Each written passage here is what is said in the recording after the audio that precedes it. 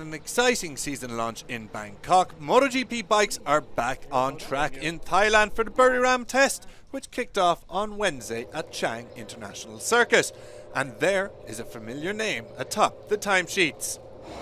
Marc Marquez set a blistering 129.184 to claim P1 on day one, knocking his younger brother Alex Marquez of Gresini Racing off top spot.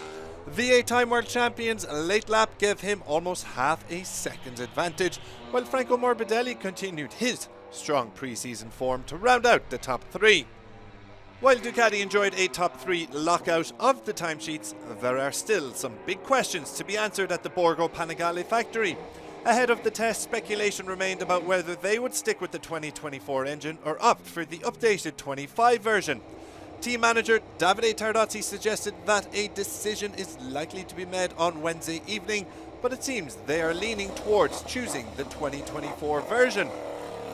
Marco Bezzecchi continues to lead Aprilia's charge in testing, with world champion Jorge Martin still absent through injury. The Italian placed fourth on the timesheets after spinning 81 laps, while the Noelle factory tried different electronic setups, a new exhaust system and updated aero components, including new rear wings. At Trackhouse, Raul Fernandez made a welcome return to action after he had to withdraw from the Sepang test through injury, with the Spaniard completing 67 laps on Wednesday. Over at KTM, and having been the top RC16 through 3 days of testing in Malaysia, Pedro Acosta was once again quickest on the timesheets, despite a crash at turn 9. The Spanish sensation sits 5th, while teammate Brad Binder is also inside the top 10, though the South African also crashed during the day. Enea Bastianini was another follower from an RC16, and he endured a tough day at the office, sitting 16th as he continues to work on modifications to improve his comfort aboard the KTM machine.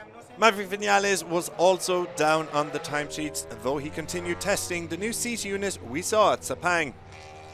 Yamaha enjoyed a superb outing in Malaysia, with Fabio Quartararo finishing inside the top 3 times. However, it proved a much tougher affair on day one in Thailand, with the French rider sitting in 13th and admitting he was struggling with tyres in Buriram, dampening some of the post-test optimism from Sepang. The Iwata factory have already made decisions on engine, chassis and the swing arm, while Jack Miller tested a small tweak to the aero, with the Australian the best placed M1 in 10th.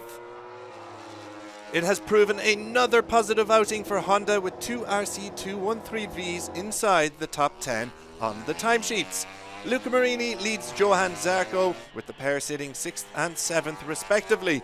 In terms of testing, Sumkhyat Chantra tried the new seat unit, though it looks as though they have moved away from it.